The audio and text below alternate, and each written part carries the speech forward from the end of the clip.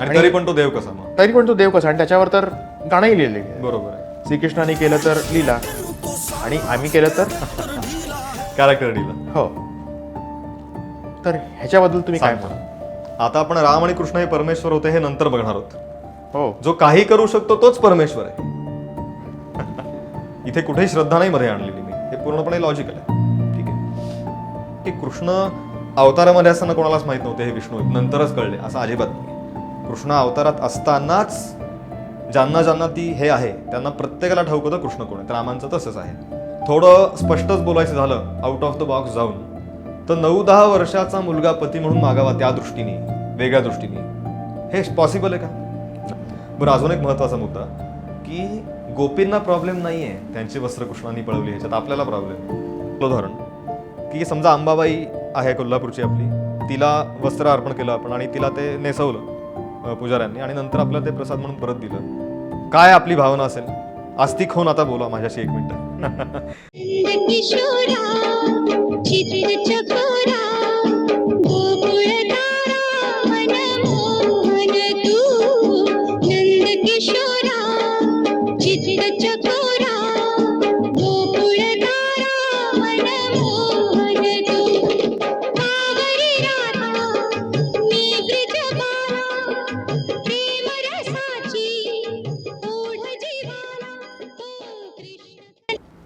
मला वाटतं आपण या तुमच्या एक्सप्लेनेशनवर आपण मला बऱ्यापैकी तुम्ही पटवलेलं आहे.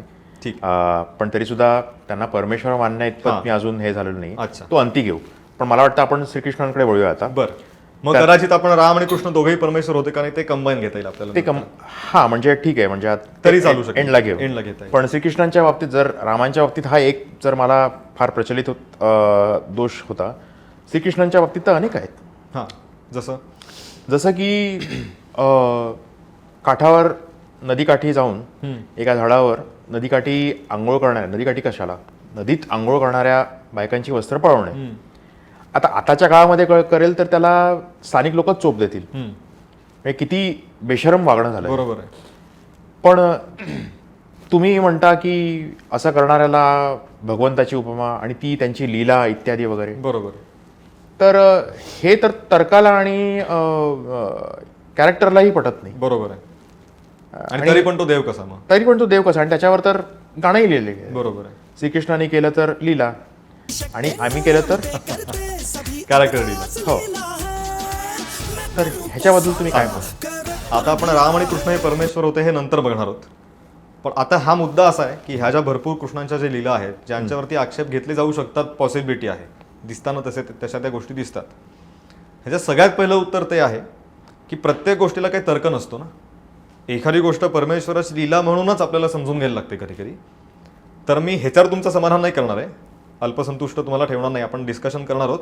पण हे सांगून ठेवतो, जे आपण नंतर बघणार आहोत की कृष्ण हे ईश्वरच होते, ते आत्ता आधी आपण 2 मिनिटं परत नेहमीसारखं स्वीकारू की ते परमात्मा होते. कारण तो आपला बेस असणार आहे. विवेचन जसं पुढे सरकेल तसं तुमच्या लक्षात येईल बेस का असणार आहे तो. बरं, जाता जाता मला मध्ये आठवलं, रामांकडे थोडंसं आपण मागे जाऊ 1 मिनिटासाठी, की कदाचित पतिधर्म म्हणून ते चुकत असतील असं आपण जे म्हटलं ना की कदाचित शब्दाचं मी एक्सप्लेनेशन देणार होतो, आता एकदम मला ते स्ट्राईक झालं. कदाचित एवढ्याचसाठी एका पतीने पत्नीला फसवून पाठवलं असतं वनामध्ये तर ते अन्यायकारक ठरलं असतं. इथे पत्नींनी एकमेकांमध्ये डिस्कशन करून ठरवलेलं आहे, म्हणून ते पतिधर्मात सुद्धा चुकलेले नाही आहेत. बरं. राजधर्म पाळताना पतिधर्म चुकला असंही झालेलं नाही. बरं. म्हणून ते कदाचित शब्द मी त्यासाठी वापरला होता इथे. ठीक आहे. मुद्दा कृष्णांचा आता आपण घेऊ रेफरन्स आधी, त्यानंतर मग त्यांच्या परमेश्वर असण्यापर्यंत येतो. कारण ह्या त्यांच्या कृत्यांचं समर्थन करताना ते परमेश्वर होते हा सगळ्यात महत्त्वाचा मुद्दा आहे. त्यांचं परमेश्वरत्व काढून टाकलं तात्पुरतं तर ही कृत्य चोप द्यावा अशी आहेत. आता पुढचा मुद्दा येईल की परमेश्वर झाला म्हणून तो काही करेल का? हो. जो काही करू शकतो तोच परमेश्वर आहे. बरं. ठीक आहे, येऊया आपण तिकडे पुढे. बरं. कदाचित तुमच्या मनात परमेश्वरच कशावरनं असतो हे पण हो. असेल, तो ह्या दोघांना मानायचं का नाही नंतर, हो, असं कोणी असतोच कशावरनं हे कदाचित असेल. हो. तर तेव्हा आपण हे डिटेल अजून पाहू. हो. ठीक आहे. परत मगात सारखा मुद्दा की कृष्णांनी ही कृत्य केली हे कळण्याचा सोर्स काय? भागवत. अजून आहेत 2-4 सोर्स, पण बेसिक भागवत. त्याच भागवतामध्ये आपल्याला समर्थन पण मिळेल किंवा त्या भागवतातूनच आपल्याला समर्थन काढता पण येईल. त्यामुळे ती परत अगेन बाध्यता आहे की जर त्यांनी ही कृत्य केली ह्याच्यावरती विश्वास ठेवलेला आहे तर समर्थनावरती पण विश्वास ठेवावा लागेल. इथे कुठेही श्रद्धा नाही मध्ये आणलेली मी, हे पूर्णपणे लॉजिकल आहे. ठीक आहे. आता मुद्दा असा आहे सिंपल की भगवान श्रीकृष्ण हे मथुरे जेव्हा जायला निघाले कंसवधासाठी, म्हणजे त्यांनी मथुरा नाही वृंदावन गोकुळ हे सोडलं सगळं. ते 11व्या वर्षी सोडलेलं आहे त्यांनी. 11व्या किंवा 12व्या वर्षी ते मथुरेसाठी प्रस्थान केलेलं आहे, त्यांनी 11च बहुतेक. आणि रासलीला हा त्यांच्या वृंदावनामधल्या लिलांचा शेवटचा टप्पा आहे, शेवटचा अध्याय आहे. रासलीलेनंतर कोणतीही महत्त्वाची लीला तिथे घडली नाही. त्यानंतर ते मथुरेसाठी प्रस्थान त्यांनी केलं. 6 महिने वर्षभर आधी धरा रासलीला, 11व्या वर्षी धरा. त्याच्याही आधी काही काळ, म्हणजे मुळात रासलीला घडूनच का आली, जे तुम्ही मुद्दा उपस्थित केला चिरहरण, वस्त्र पळवली, ती वस्त्र पळवल्यानंतर 1 वर्षाने रासलीला घडलेली आहे. इतकं ठामपणे का सांगू शकतो? कृष्णांचं वचन आहे भागवतातलं.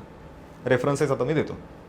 तर भागवतामध्ये 10व्या स्कंदामध्ये हा सगळा भाग कृष्ण लीलांचा येतो सुरुवातीपासून. लहानपणी लोणी चोरलं, जे काय सगळं आहे. लोणी चोरण्यावरती पण आक्षेप आहे का तुमचा? लोणी चोरण्यावरचं नंतर घेतो मी. आहे का? म्हणजे हो, आहे. आहेच. हो. तर ते जे काही हा लीला त्यांच्या राक्षसांना मारलं, कंसाने पाठवलेल्या सगळ्या लीलांचा सगळा रेफरन्स भागवतामध्ये तो 10व्या स्कंदामध्ये. तर मग त्याच्यात क्रमाने ह्या सगळ्या लीला आहेत. चिरहरण आहे, मग रास आहे.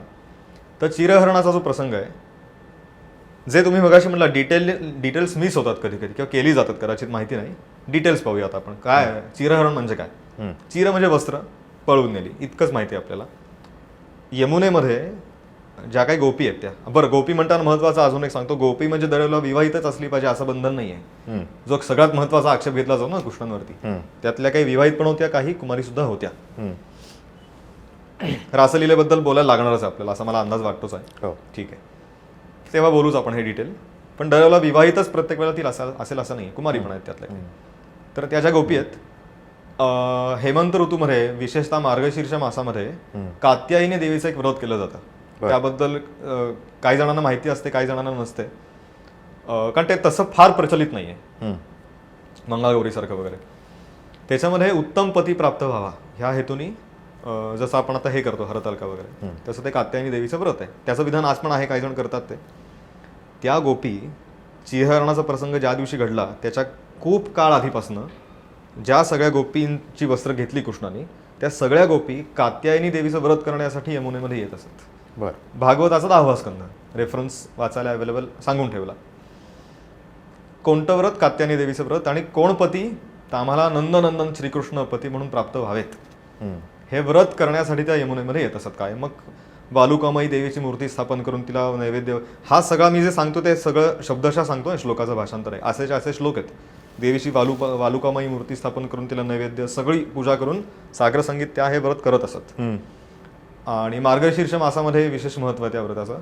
बरं, अजून एक जाता जाता रेफरन्स, श्रीकृष्ण आपल्या विभूती जेव्हा सांगतात भगवद्गीतेमध्ये, तेव्हा मासानाम मार्गशीर्षोहम, मासांमध्ये मी मार्गशीर्ष आहे, आणि त्या मार्गशीर्षामध्येच गोपी हे व्रत करतायत. हा पण एक महत्वाचा पॉईंट आहे त्यातला. आणि आता मुद्दा जो मी मगाशी म्हणालो की भगवंताचं चिरहरण ही जी लीला आहे ती परमेश्वर आहेत हे मानल्यानंतरच ती लीला समजून घेता येते आपल्याला. कारण प्रत्येक गोष्ट तर्काने किती आपण सांगणार आहोत, प्रत्येक ठिकाणी तर्क नसतो. मग इथे भगवंत त्यांचं भगवंतत्व कसं काम करतंय, तर त्या पती म्हणून ज्या मागतायत कृष्णाला, त्या कामवासाऱ्यांना मागत नाहीत, हे स्पष्ट भागवतात दिलेलं आहे खालती. म्हणजे लक्षात येतं आपल्याला भागवत त्याच्यावरच्या टीका वाचताना. स्पष्टच बोलायचं झालं तर म्हणून मी हे बोललो आहे, आता कामवासाऱ्यांना पती नको आहे त्यांना परमार्थ परमात्मा, त्यांना लक्षात आलेलं आहे की कृष्ण कोण आहे ते. असं नव्हतं की कृष्ण अवतारामध्ये असताना कोणालाच माहीत नव्हते हे विष्णू आहेत, नंतरच कळले, असं अजिबात नाही. कृष्ण अवतारात असतानाच ज्यांना ती हे आहे त्यांना प्रत्येकाला ठाऊक होतं कृष्ण कोण आहे. तर रामांचं तसंच आहे. ते पण एक मिथ आहे की रामकृष्णांच्या नंतर ते होऊन गेल्यानंतर खूप वर्षांनी त्यांना देवत्व चिकटवलं गेलं. समकालीनलाच लोक होते ज्यांना ठाऊक होतं हे कोण आहेत ते. आणि कृष्णांच्या बाबतीत कृष्णांचा अवतारी असणं हे ठाऊक असणाऱ्यांच्यामध्ये सगळ्यात पहिला क्रमांक आहे गोपींचा. ते भक्त आणि भगवंताचं नातं आहे, पती पत्नीचं नातंच नाही आहे मुळात गोपी आणि कृष्ण हे. मग त्याच्यामध्ये भरपूर रेफरन्सेस, जसं आपण रामांबद्दलचे रेफरन्सेस थोडे गाळले समयसीमा म्हणून पूर्वजन्मचे वगैरे, तशी गोपी ज्या आहेत त्यांची नावं प्रमुख 8 गोपी कोणत्या? प्रमुख तर राधा, अजून 8 गोपी प्रमुख, त्यानंतर एक एक करत करत जी त्यांची स्टेज आहे, गोपींमध्ये प्रकार दिलेले आहेत भागवतात वेगवेगळे. त्यानंतर कोणती गोपी मागच्या जन्मी कोण आहे, तिची मागच्या जन्माची कथा काय ते पण दिलेलं आहे. आणि मी रामांचा रेफरन्स पण घेणार आहे, रामावताराचा काय संबंध आहे ह्या रासलीलेशी तेही सांगणार आहे. तर मुळात आता बेसिक मुद्दा असा, गोपी जेव्हा कृष्णाला ॲज अ पती म्हणून मागतात तेव्हा शारीरिक दृष्टीने किंवा व्यावहारिक दृष्टीने पती म्हणून मागत नाहीत. पण हे मी त्यांच्यावरती लादतोय का गोपींवरती? नाही, भागवतात दिलेलं आहे. त्या परमात्मा कृष्णाच्या रूपात अवतरलेला आहे आणि आमचा हा जन्म स्त्रीचा आहे. त्या दृष्टीने आम्हाला त्याची प्राप्ती करून जर घ्यायची असेल तर सर्वोच्च नातं कोणतं? पती पत्नीचं नातं. ह्या दृष्टीने त्या पती म्हणून मागतात कृष्णाला. आता आपण थोडं तर्काने जाऊ. एक गोपी नाहीये, अशा भरपूर गोपी आहेत. त्या एकत्रित हे व्रत करतायत, सगळ्या जणी मिळून कृष्णालाच मागतायत पती म्हणून. त्या एकमेकींमध्ये वैरभावना नाहीये, द्वेषभावना नाहीये. त्यानंतर मी म्हटलं आता की 11व्या वर्षी कृष्ण बाहेर पडलेले आहेत वृंदावनातनं. तो रासक्रीडेचा शेवटचा अध्याय आहे. त्यातला अध्याय म्हणजे मी ग्रंथातला अध्याय म्हणत नाही, जीवनातला अध्याय वृंदावनातल्या. त्याच्या 1 वर्ष आधी हे चिरहरण घडलेलं आहे. 1 वर्ष कुठनं कळलं ते पाहूया आपण. 9 किंवा 10 वर्षांचे कृष्ण असणार आहेत त्यामुळे जास्तीत जास्त असणार आहेत. म्हणजे असणार आहेत पण म्हणायची गरज नाही, होतेच 9-10 वर्षांचे. फक्त थोडं स्पष्टच बोलायचं झालं आउट ऑफ द बॉक्स जाऊन, तर 9-10 वर्षाचा मुलगा पती म्हणून मागावा त्या दृष्टीने, वेगळ्या दृष्टीने, हे पॉसिबल आहे का? नाही. पटकन म्हटलं जातं म्हणजे काय, बोलायची गरज नाही पुढे. काय वय आहे त्यांचं त्यावेळेचं लक्षात, बरोबर आहे. तो सगळ्यात महत्वाचा मुद्दा आहे. आणि कृष्ण आणि गोपींचा जो संवाद चिरहरणानंतर झालेला आहे, तो संवाद पण पुरेसा प्रकाश टाकतो की ते भक्त आणि भगवंताचं नातं आहे. ते तिथपर्यंत मी येतोय. तर ते व्रत केलेलं आहे, सगळ्यांनी एकत्रित मिळून केलेलं आहे. व्यावहारिक नात्यापुरतं जर मागायचं असतं तर परस्पर द्वेषभावना लगेच उत्पन्न झाली असती, परस्पर वैरभावना तिथेच उत्पन्न झाली असते. गोपींमध्ये ती नव्हती. हे तेव्हाच होऊ शकतं जेव्हा त्या सगळ्यांना माहिती आपण काय करतोय. तुम्ही पण विष्णूचे उपासक, मी पण विष्णूचा उपासक. आपल्यामध्ये मैत्र उत्पन्न होईल का वैर उत्पन्न होईल? मैत्र उत्पन्न होईल ना, वैर नाही उत्पन्न होणार. मग फक्त हा मुद्दा पती म्हणून मागण्याचा आहे. पण तो पती परत कसा? सर्वोच्च पती, किंवा एका अर्थाने म्हटलं पती शब्दाचं व्याकरण जर आपण काढलं तर आपल्या सगळ्यांचा पती तोच आहे, जे आपण मगाशी बोललो पालनहार. त्या दृष्टीने ते आहे. तसं सगळं असल्यामुळे त्यांचं व्रत खूप काळ त्या करत होत्या. आता सगळ्यात महत्त्वाचा मुद्दा इथे धर्मशास्त्राची मदत मी थोडीशी घेणार आहे. त्या जेव्हा यमुना मैयामध्ये स्नान करायच्या त्यावेळेला पूर्ण नैसर्गिक अवस्थेमध्ये करायच्या, असं त्यांचा प्रघात खूप दिवसांपासून होता. तर धर्मशास्त्र आपल्याला असं सांगतं, न नग्न स्नायात, पूर्ण नैसर्गिक अवस्थेमध्ये जाऊन स्नान करू नये, असं धर्मशास्त्राचा दंडक आहे. त्याचं कारण वरुण देवतेचा तो अपमान समजला जातो म्हणून ते आहे. आता कृष्ण काय, राम काय, परमेश्वराचा कोणताही अवतार कशासाठी होतो? सज्जनांचं रक्षण, दुष्टांचा नाश आणि शास्त्राचं रक्षण. तो पण एक फार महत्वाचा हेतू असतो. त्या जे काही व्रत करतायत कृष्णांना पती म्हणून प्राप्त करून घेण्यासाठी, त्या व्रतामध्ये हा एक त्यांच्या नकळत होते, त्यांना माहिती नाही हा नियम. कारण माहिती असतं तर ते अशा वागल्या नसतात. कारण तो काय आताचा काळ नाही ना, शास्त्र कळून पण आम्ही मनासारखं वागणार. तो काळ आहे जुना, द्वापर युग आहे. आणि असूच शकतं लहान आहेत तशा, काय प्रत्येक नियम धर्मशास्त्राला माहिती असेल असं नाहीये. तर तो त्यांच्या नकळत का होईना दोष घडत असल्यामुळे त्या व्रताचं सुफल त्यांना प्राप्त होण्यामध्ये विलंब होत होता. आणि अवतार आहे कृष्णांचा म्हटल्यानंतर ते शास्त्र रक्षण करणारच आहेत काही झालं तरी. आणि हे मी त्यांच्यावरती लादत नाही. रामकृष्णांची आपण हे ऐकली, रामगीता पण आहे, कृष्णांनी सांगितलेली गीता प्रसिद्धच आहे. ग्रंथ काढून बघितलं की आपल्याला रेफरन्स खूप मिळतील की शास्त्र रक्षण करण्यासाठी परमात्मा अवतार घेतो. म्हणजे त्यांच्यावरती मी हे लादतोय असं अजिबात नाही, माझं मनचं नाही आहे. तर त्यामुळे कृष्णांनी असं लक्षात घेतलं की आता परमेश्वराला माहिती असताना आता व्रत समाप्ती कधी होणार आहे आणि त्यांना आता त्यांच्या साधनेचं फल द्यायचा काळ कधी जवळ आलेला आहे, तो आपल्याला माहीत नसतं, ते त्याला माहिती आहे. त्यानुसार जेव्हा तो काळ आता प्राप्त झाला की आता यांचं साधनेचं सुफल यांना द्यायचं आहे, आपण माझी प्राप्ती करून द्यायची आहे, पण ही गोष्ट एक मध्ये बाध्य ठरतीये, आड येते. त्यावेळेला जो चिरहरणाचा प्रसंग घडला तो एकदा घडलेला, वारंवार नाही घडलेला. हे कदाचित सांगितलं जातं कायम करायचं, एकदा झालेलं आहे फक्त एकदा. बरं, फर्स्ट अँड लास्ट. हा सगळ्यात महत्त्वाचा मुद्दा. ज्या दिवशी तो प्रसंग घडला त्या दिवशी नेहमीप्रमाणे त्या स्नानाला आल्या, कृष्ण तिथे आले. पटकन सांगतो, खूप डिटेलिंगमध्ये न जाता. आणि त्यांची वस्त्र त्यांनी काढून ठेवलेली होती बाहेर आणि त्या आतमध्ये होत्या. ती वस्त्र घेतली, खांद्यावर टाकली आणि कदंब वृक्षावरती चढून बसले. वृक्षाचाही उल्लेख केलेला आहे व्यासांनी, म्हणजे डिटेलिंग दिलेलं आहे प्रत्येक ठिकाणी. कदंब वृक्षावरती चढून बसले आणि मग त्यानंतर हे करायला लागले की आमची वस्त्र परत दे वगैरे. त्यांचा तो संवाद झाला, गमतीशीर मिश्किल असा संवाद तो आहे. बरं, अजून एक महत्त्वाचा मुद्दा की गोपींना प्रॉब्लेम नाही आहे त्यांची वस्त्र कृष्णांनी पळवली, ह्याच्यात आपल्याला प्रॉब्लेम आहे. आज आपण बघितलं तर पहिली ती म्हणेल ना, तिला प्रॉब्लेम होणार आहे पहिला ह्या गोष्टीचा. ज्या त्या आहेत सगळ्या, त्यांना कळतंय ना कोण आहे तो पळवणारा. तर त्यांना याचं प्रमाण आहे का? हो, हो बरं. त्यांचा संवादच हे प्रमाण आहे. आता मी फक्त अगदी श्लोक आपण सांगू शकत नाही. बरोबर. आपण स्क्रीनवर दिसेल लोकांना हो. 1-2 श्लोक आपण तिथे दाखवलेले आहेत.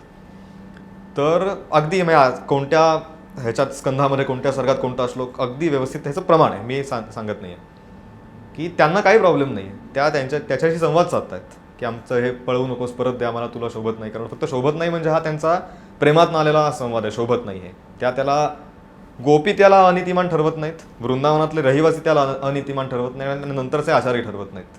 आजचे शिशुपाल ठरवतात कृष्णाला अनितिमान. कारण आज सुद्धा ज्या काळामध्ये 99 लोक वाईट आहेत, त्या काळामध्ये जर कृष्ण वाईट वाटत असेल आपल्याला, मग त्या काळामध्ये जेव्हा 99 लोक चांगली आहेत तेव्हा तर नक्कीच तो वाईट ठरला असता. पण तेव्हा वाईट नाही ठरलेला तो. हे पण एक फार मोठं प्रमाण आहे. ठीक आहे. तर तो त्यांचा संवाद मिश्किल संवाद होतो दोघांचा, मग कृष्ण आणि गोपींचा. आणि मग कृष्ण त्यावेळेला त्यांना म्हणतो गोपींना की तुम्ही, त्यांना तो सांगतो की तुम्ही असं ह्या पद्धतीने वरुणदेवाची प्रार्थना करून तुम्ही क्षमा याचना करा, म्हणजे तुमची साधना आता सफल झालेली आहे.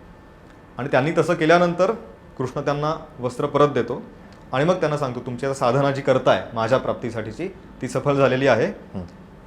हेमंत ऋतू चालू त्यावेळेला ते पण दिलेलं आहे, श्लोकातच दिलेलं की हेमंत ऋतूचा मार्गशीर्ष मास आहे. तर पुढच्या म्हणजे 1 संवत्सरानंतरच्या काळात रासलीलेद्वारे तुमची इच्छा मी पूर्ण करीन. इच्छा म्हणजे रासलीलेची इच्छा, ती माझ्याद्वारे पूर्ण होईल, म्हणजे मी तुमचा स्वीकार केला परमेश्वर आणि भक्ताचा. असं कृष्ण त्यांना तिथे वचन देतात. म्हणजे आम्हाला फक्त जो 1 वर्षाचा काळ आहे तो कशावरनं, तर कृष्ण स्वतः सांगतात की 1 वर्षाने हे तुमचा मी स्वीकार करेन आणि तुमची इच्छा पूर्ण करेन. आणि मग तो अध्याय शेवटचा ठरतो जीवनातला, वृंदावनातला. त्यानंतर कृष्ण मथुरेसाठी बाहेर पडतात. तर 11 वर्षांचेच मथुरेतनं बाहेर पडतात, मथुरेसाठी बाहेर पडतात त्यावेळेला. तर माझ्या वाचनामध्ये जेवढा किंवा ऐक्यू जेवढं आलं होतं तेवढं वस्त्र पळवणं होतं. तुम्ही सांगितलं तो तपशील भरून काढलात की वस्त्र परत पण दिलेली, परत पण दिलेली. आणि मग त्याच्यामागे प्रत्येक गोष्टीला दार्शनिक, सनातन धर्मामध्ये काय, आध्यात्मिक, आधिभौतिक आणि आधिदैविक ह्या तीनही बाजू असतात प्रत्येक गोष्टीला. आत्ता आपण भौतिक बाजू फक्त बघितली आहे. याची आध्यात्मिक बाजू पण आहे, ज्याला आजच्या भाषेमध्ये लोक म्हणतात गुळगुळीत झालेली वाक्य. मग ती वस्त्र परत दिल्यानंतर श्रीकृष्ण हे साक्षात रसस्वरूप आहेत. त्यामुळे त्यांनी दिलेली वस्त्र, त्यांनी स्वतःच्या खांद्यावरती टाकलेली वस्त्र, त्यांच्या चितघन देहाचा, जड शब्दच वापरायचे झाले तर चितघन देहाचा स्पर्श झालेली वस्त्र परत दिल्यानंतर, आता आपण समजा म्हणलं की साक्षात, अगदी सिंपल उदाहरण की समजा अंबाबाई आहे कोल्हापूरची आपली, तिला वस्त्र अर्पण केलं आपण आणि तिला ते नेसवलं पुजाऱ्यांनी आणि नंतर आपल्याला ते प्रसाद म्हणून परत दिलं. काय आपली भावना असेल? आस्तिक होऊन आता बोला माझ्याशी 1 मिनिट. काय वाटेल की सगळं मला मिळालं, तरी ही भौतिक मूर्ती आहे. साक्षात जर अंबाबाईने जर असं केलं, कृष्णांनी असं केलं, तर काय आपल्या भावना असतील? मग एका भक्तासाठी काय पाहिजे अजून? पण सांगण्यासारखे त्यामुळे मुद्दे भरपूर. भौतिकातलं फक्त मी थोडंसं एक्सप्लेनेशन दिलं. तर आता माझा दुसरा आक्षेप कृष्णांवरती हा आहे की लोणी चोरवणं. जसं तुम्ही मगाशी म्हणालात की त्या मथुरेतले ज्या रहिवाशी आहेत बरेचसे, माझ्या माहितीप्रमाणे बरेचसे हेच होते, दुग्धजन्य पदार्थांचा व्यापार करणे, गवळी होते, गवळी समाज होता. आणि त्यांचं ते उत्पन्नाचं साधन आहे. आता अर्थात दुधापेक्षा किंमत दह्याला, दह्यापेक्षा किंमत लोण्याला, हे आजच्या काळात सुद्धा आहे. सो तर्काने बघितलं तर त्या काळात सुद्धा असेलच. आणि जर हे लोणी असंख्य, आपण म्हणूया किलोमध्ये जर विकायलाच चाललेले आहेत, तर ते तोडणं, त्याचा नासधूस करणं, त्याच्यामध्ये शास्त्र किंवा काही चाल किंवा काही लीला, हे तरी मला स्पष्ट दिसत नाही. म्हणजे आता दिसतं आहे की लोण्यांचा नाश झाला, त्यांना पश्चाताप झाला आणि त्या दिवसाचं त्यांचं उत्पन्न गेलं एक प्रकारे, तर अर्थार्थी तर नुकसानच झालं. तर ह्याच्यामध्ये काय तुम्ही सांगाल या प्रसंगाबद्दल? या प्रसंगात काय, तर तुम्ही जे म्हटलात ते बरोबर आहे. प्रत्येक गोष्टीच्या पाठीमागे दरवेळेला कोणती लीला किंवा शास्त्रच असेल असं आवश्यक नाही आहे. प्रत्येक गोष्टीला ओढून ताणून तिकडेच जोडणं. बरं, जिथे सांगितलं जातं शास्त्र तिथे ओढून ताणून नसतं सांगितलेलं, आधी क्लिअर करतो. जिथे असतं तिथेच असतं, जिथे नाही तिथे नाही. आत्ता आपण बघितलं मथुरेतनं, वृंदावनातनं बाहेर पडलं तेव्हा 11 वर्षांचे आहेत कृष्ण. लोणी चोरून खाल्लं, किती वय असेल त्यांचं? 4, 5, 6. मग आजचा घरा, बरं कृष्ण परमेश्वर नाही, सोडूनच द्या 1 मिनटं. मानव तर नक्की, ऐतिहासिक तर नक्की आहेत, बरोबर आहे. तर आजच्या 4, 5, 6 वर्षांच्या मुलाकडनं एखादं काहीतरी चूक झाली, त्याच्याकडनं काहीतरी सांडलं, तुटलं, फुटलं, तर काय म्हणणार आपण त्याला? बाललीला. ह्याच्यापेक्षा अजून काही वेगळं उत्तर त्याला असू शकतं का? आवश्यकताच नाही, आणि नाही आहे उत्तर त्याला काही. आता मुद्दा राहिला की नासधूस झाली किंवा त्यांचं उत्पन्नाचं साधन वगैरे. आता सिंपल मुद्दा सांगतो की मुळात नंदबाबा आणि त्यांचा संपूर्ण परिवार ह्याच्यावरती सुद्धा एक तास बोलता येईल. इतकं त्यांचं आजच्या अगदी साध्या भाषेत आपण बोललो, घरगुती भाषेमध्ये खाटलं खूप मोठं होतं. वैयक्तिक पण परिवार आणि संपूर्ण जे नंद साम्राज्य आहे, साम्राज्य म्हणजे एम्पायर नाही आहे, दुग्धजन्य पदार्थांचा जो हे चालायचा तिथे एस्टॅब्लिशमेंट आणि खरेदी विक्री वगैरे, ते इतकं प्रचंड मोठं आहे. म्हणजे असं हे तत्कालीन एखादे गावातले मोठे सावकार किंवा एखादा आपण म्हणतो ना, तसे ते मोठे होते. त्यामुळे कंसाच्या साम्राज्याचा प्रमुख आधारस्तंभ होते. त्यामुळे त्यांच्याकडे असलेल्या गायींची संख्या जाते कोट्यवधीच्या घरात. शब्दशः कोट्यवधींच्या संख्येमध्ये गायी आहेत. आणि कृष्ण आणि सगळे मिळून गोपबाळ किती असतील? भागवतात काढलं तर कदाचित कुठेतरी आकडा मिळेल, पण 50, 100, 500 जास्तीत जास्त. 500 असणं एवढं अवघड आहे, 100 जेमतेम. आकड्याला फार महत्त्व नाही आहे. मुद्दा असा आहे की ते किती खाणार आहेत खाऊन खाऊन. कोट्यवधी गायी आहेत नंदबाबांकडे. त्या कोट्यवधी गायींचं लोणी आणि तो इतका प्रचंड मोठा व्यापार, त्यातली 1-2 मडकी फोडली तर त्यात, आणि मुळात भागवतामध्ये त्यांचं आर्थिक नुकसान झालं, त्यांच्या संपूर्ण व्यवस्थेला धक्का बसला, असं कुठे उल्लेखच नाही आहे.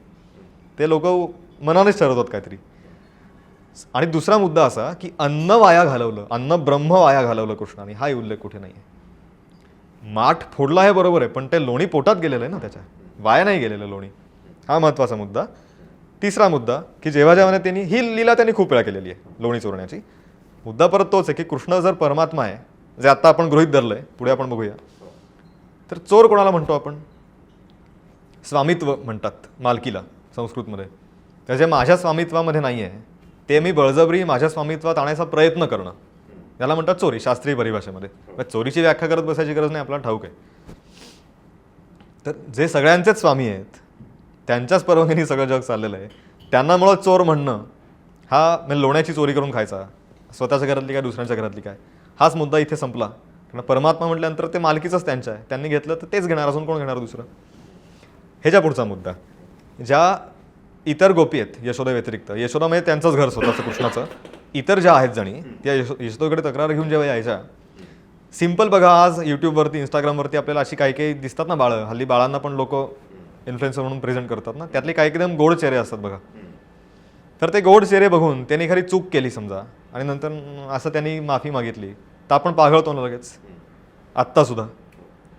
आणि त्याची तक्रार जरी करायला एखादी आई गेली, म्हणजे त्याच्या आईकडे गेली एखादी स्त्री दुसरी, तरी ती तक्रार म्हणून जाईल.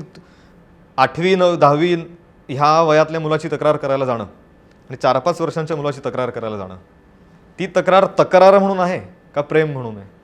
अर्थातच प्रेम म्हणून. आणि इथे तर कृष्णांचा विषय आहे. मग कृष्णांचं दिसणं, वागणं, बोलणं आणि त्यांचा लोभसपणा, ह्याच्याबद्दल बोलायची गरजच नाही, ते आपल्याला माहिती आहे कृष्ण काय आहेत ते. त्यामुळे त्या जेव्हा तक्रार करायला जायच्या, भागवत काढून बघितलं की आपल्याला सगळे संदेह क्लिअर होतात. त्या तक्रार करायला जायच्या, तक्रार करायच्या, यशोदा मैया कान पिळणार, कृष्ण लाडीक चेहरा करणार, त्यांची तक्रार तिथे मावळून जाणार आणि परत त्या आपापल्या कामाला जाणार. आणि कृष्ण लोणी चोरायला घरात येऊन गेल्यानंतर कृष्ण कधी एकदा आमच्या घरात येऊन आमचं लोणी चोरतोय अशी त्यांना इच्छा व्हायची. म्हणजे एखादा आपल्याला शेजारी लहान मूल असतं, ते 5-6 दिवस झाले आपल्या घरात आलंच नाही, ते आल्यानंतर फार उपद्व्याप करतं मूल, असं आपण म्हणतो ना, फार त्रास देतो आला की भयंकर, हे फोड ते फोड, पण आलाच नाही 15 दिवस, तो गावाला गेलोत कुठेतरी, आपल्याला सुनं वाटेल ना, त्याची तक्रार पण आपण करू. पण त्या तक्रारीमध्ये तक्रार असेल का प्रेम असेल? प्रेम आहे. आणि इथे तर तुम्हाला मगाशी म्हटलं तसं माहिती आहे बऱ्याच लोकांना की ते परमात्मा आहेत साक्षात म्हणून, आणि माहीत जरी नसलं तरी रूपच असं आहे की सगळं पागळूनच जाणार आहे. तर त्या गोपींची कृष्णाबद्दलची तक्रार ही तक्रार म्हणून नाही आहे, उलट हवं असं वाटणार आहे की कधी एकदा येतोय आमच्याकडे. आणि त्यामुळे संपला विषय तिथे. त्यांचं एकतर वय, पहिली गोष्ट, 4-5-6 वर्षांचा मुलगा, त्याची कोणती तक्रार? अन्न वाया घालवलेलं आहे का? शक्यच नाही आहे, नाही वाया घालवलेलं. आणि व्यवस्थेला धक्का पोचवणं त्याहून शक्य नाही आहे, कारण व्यवस्थाच इतकी मोठी आहे की त्यातली 1-2 मडकी संपवली, रोज 10 मडकी खाली तरी काही फरक पडत नाही. आज पण तुम्ही राजस्थान, उत्तर प्रदेशमध्ये गेलात, जिथे मोठ्या मोठ्या गोशाळा आहेत, इतक्या प्रचंड प्रमाणामध्ये असे मोठमोठे हंडे भरून तिथे तूप, दही, दूध, तूप आज पण रेलचेल आहे. तर त्या काळात तर केवढी रेलचेल असेल. मग तुपाच्या नद्या वाहत होत्या, अतिशयोक्ती अलंकार वापरून म्हटलं तरी पण चालेल. तरी आता मी हे बाळाच्या बालसुलभ लीला हा आता असं घेतलं तरी मी म्हणेन की बालसुलभ ठीक आहे, लीला. मला समाधान झालं असं म्हणायला हरकत नाही. पण हे बाल स्वरूपातलं किंवा बालपणाच्या गोष्टी झाल्या. मोठे होऊन त्यांनी ज्या गोष्टी केल्या त्या आता अधिक गंभीर आहेत.